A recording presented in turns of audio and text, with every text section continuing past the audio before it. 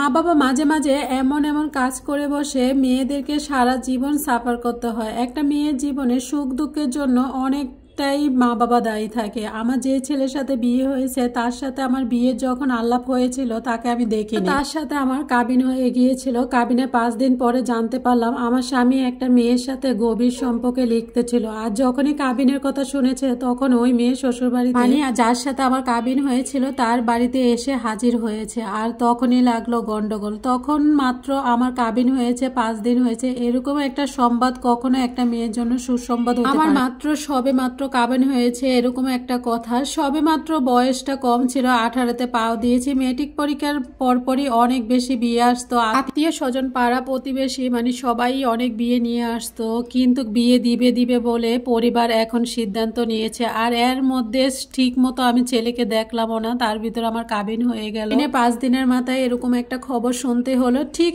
শেষ সময় আমার বড় বোনের বাচ্চা হলো। বাচ্চারও 2 ঘন্টার সময় মারা গেল। একে একে মনে হয় যেন আমাদের উপরে আকাশ ভেঙে পড়তেছে একটার পর একটা দুঃসংবাদ। আমাদের বিয়েটা তারপরে কিছুদিন পরে দুমদাম করে হয়ে গেল। বিয়ে হয়ে গেলে কি হবে, আমার স্বামী 21 দিনের মাথায় বিদেশ চলে যাচ্ছে। যখন বিদেশের জন্য সবকিছু প্রস্তুতি নিল তখন আমি নতুন বউ, বয়সটা খুবই কম ছিল। আমার খুবই খারাপ লাগতে শুরু করলো। এরই মধ্যে আমি আমার স্বামীকে অত্যন্ত ভালোবাসতে শুরু করলাম। একটা মেয়ে যত ছোট বয়সে বিয়ে করুক, বয়স করে বিয়ে করুক, সংসার জীবনে সে ভালো করে আয়ত্ত করে নিতে চায়। সংসার তার কাছে পৃথিবীর একমাত্র সম্বল হয়ে দাঁড়ায়। আমার কাছেও আমার স্বামীর সংসার, স্বামী, দুইটা জিনিসই খুব প্রিয় ছিল। 21 দিনের মাথায় আমার স্বামী বিদেশ চলে যাচ্ছে। তখনই আমার খুব আশঙ্কা, একটা ধমকা হওয়ার মতো একটা খবর এলো। আমার স্বামীর নামে সেই মেয়েটা মামলা করেছে। ওই যে মেয়েটার সাথে সম্পর্ক ছিল বলেছিলাম, সেই মেয়েটা মামলা করেছে, এয়ারপোর্টে মামলা করেছে। আমার স্বামী আর বিদেশ যেতে পারবে না, অনেক হয়রানি হতে হয়েছে। এরই মাঝে আমার যখন বিয়ের কথা চলছিল,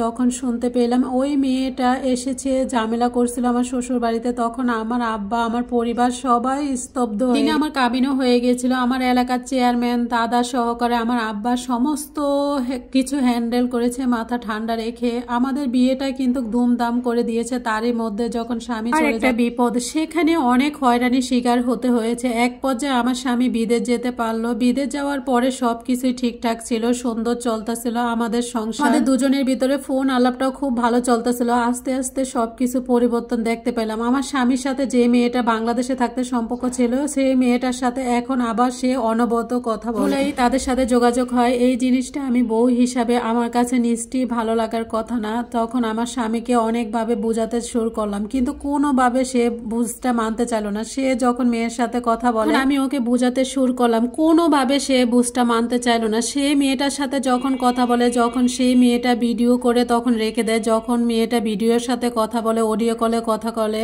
যখন ভিডিও কলে বেশিরভাগই কথা বলে, ভিডিও কল সে রেকর্ড করে রেখে দিত এবং স্ক্রিনশট দিয়ে সেগুলো দিয়ে টিকটক করতো। আর যখন টিকটকে এই ভিডিও পোস্ট করা হতো তখন একে একে আমার আত্মীয় স্বজন সবাই সন্দেহ করা শুরু করলো। কি দেখছি, এসব কি হইতেছে, এসব কি সোশ্যাল মিডিয়াতে হচ্ছে, এইভাবেই প্রশ্ন করা হতো। তখন অনেক খারাপ লাগতো, মানে এটা বলার মতো কোনো ভাষা নেই। যখন আত্মীয় স্বজন এই প্রশ্নগুলো আমাকে বোঝানোর চেষ্টা করলাম, কোনো বোঝানোই কাজ হলো না। আমি একটা জিনিস ফলো করলাম যে সে আমাকে ডিভোর্স দেওয়ার জন্য সে রাজি আছে। সে মেয়ের সাথে কথা বলা ছাড়বে। এখন সে ওই মেয়ের সাথে না, কিন্তু অনেক মেয়ের সাথে সম্পর্ক লিপ্ত। আমি কি করব, আমি এখন বাবার বাড়িতেই থাকি, তার বাড়িতে থাকি না। তার সাথে আমার বিয়ে হয়েছে 1 বছর 7 মাস, কিন্তু 1 বছর 7 মাসে সে আমার সাথে যতগুলো অন্যায় করেছে আমি সবগুলা মেনে নিচ্ছি একটা কারণে, কারণ আমি তাকে ভালোবেসে ফেলেছি। যার সাথে বিয়ে হয়েছে তার সাথে ভালোবাসবো না, এটা কেমন? সে আমাকে যে কোনো মুহূর্তে ছেড়ে দিতে রাজি। আমি কতভাবে বোঝালাম যে এই জিনিসগুলো খারাপ।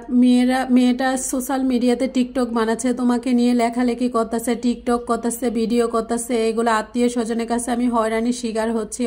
আত্মীয় স্বজনের কাছে আমার মান সম্মান নষ্ট হয়ে যাচ্ছে। ও আমার সাথে ঠিক মতো কথা বলতে চাইতো না। যখন আমি ফোন দিতাম ও ব্যস্ত দেখাইতো, বলতো কাজে আছে এটা সেটাই। কিন্তু আমি ওকে সবসময় ফোন দিতাম, সবসময় SMS করতাম। যখন SMS এ সাড়া দিত না, তার মানে ও অন্য মেয়েদের সাথে কথা বলতে, এরকম চলতে। এরকম একটা মেয়ের সাথে না, এরকম অনেক মেয়ের সাথে এই ঘটনাগুলো ঘটতেছে। আপু যদি ভালো লাগে তাহলে আমার গল্পটা একটু প্রচার করবেন। আমার স্বামীর নাম শামীম, আমার নাম হয়েছে নদী। আমার স্বামী যদি কখনো এই ভিডিওটা দেখতে পায় তাহলে যদি আমার প্রতি তার একটু মায়া হয়, একটু দরদ হয়, কতটা সহজ সরল তখনকার যুগে। সে আমাদের যুগে মেয়েগুলা অনেক অবহেলিত, যেভাবে না সেভাবে ছেলেরা ব্যবহার করতে পারে। হয়তো বা কয়েকদিন সংসার করবে, তারপর নট্টমার মতো ছুঁড়ে ফেলে দিবে, এতটা সহজ। তখনকার যুগে সংসার জীবনটা সম্পর্কগুলা একটা মেয়ের কাছে যা কিছু আছে 10টা মেয়ের কাছে কিন্তু তাই আছে। তারপরও যে কেন মানুষ বউকে রেখে বিদেশ গিয়ে পরনারীতে আসক্ত হয়ে যায়, সম্পর্কে লিপ্ত হয়ে যায়, আমার জানা নেই। তবে আমি এতটুকুই ভাইদের কাছে রিকোয়েস্ট করবো, আম্বল রিকোয়েস্ট আমার, আপনার বউকে আপনি সম্মান করতে শিখেন। আপনার বউকে যদি আপনি সম্মান করেন, আপনার ছেলে সন্তানও সম্মানী হবে। তারাও আপনার বন্ধুকে, বান্ধবীকে, আত্মীয় স্বজনকে কিংবা স্বামীকে সম্মান করবে। বাবা যেমন ভাবে সন্তানকে গড়ে তুলবে তেমন ভাবেই সন্তান কিন্তু বড় হবে। একজন মা বাবা যদি খারাপ সম্পর্ক নিয়ে সংসারটাকে টানা হেঁচড়া করে, সেই সংসারে কখনো সুসন্তান আসতে পারে না। মনটাকে সুন্দর করে সাজিয়ে নেন, পরনারীর কাছে কিচ্ছু নাই। বিশ্বাস করেন এই পৃথিবীতে